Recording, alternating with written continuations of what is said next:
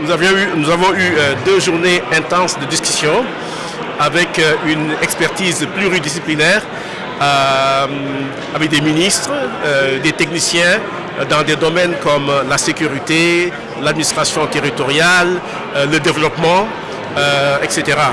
Et nous avons convenu d'une déclaration de Bamako qui est beaucoup plus un plan d'action parce que nous avons voulu un peu sortir de la rhétorique pour aller vers l'action. Et le constat majeur que nous avons fait, c'est que en réalité, nous avons des zones frontalières marginalisées et ceci était un peu facteur de sous-développement et facteur de tension, facteur de crise et facteur de conflit. Et donc, il faudrait adresser cela.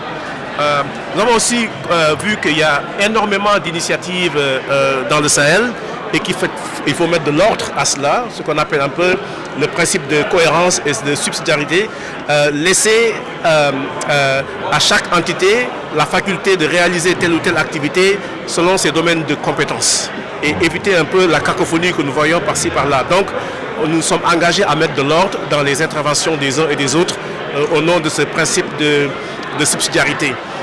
Nous avons aussi arrêté ce qu'on a appelé le principe de capillarité, c'est-à-dire descendre le développement vers le bas.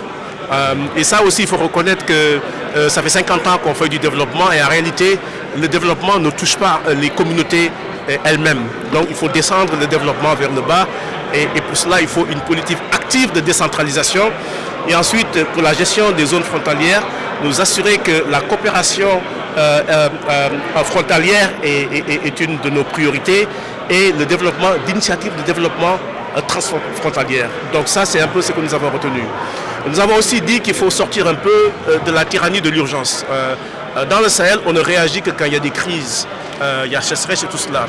Et donc nous avons voulu inscrire notre démarche sahélienne, la question sahélienne, dans une vision prospective, une vision de très long terme. Nous avons convenu, et les participants sont d'accord, que le PNUD va appuyer le SILS à lancer une étude prospective sur le Sahel.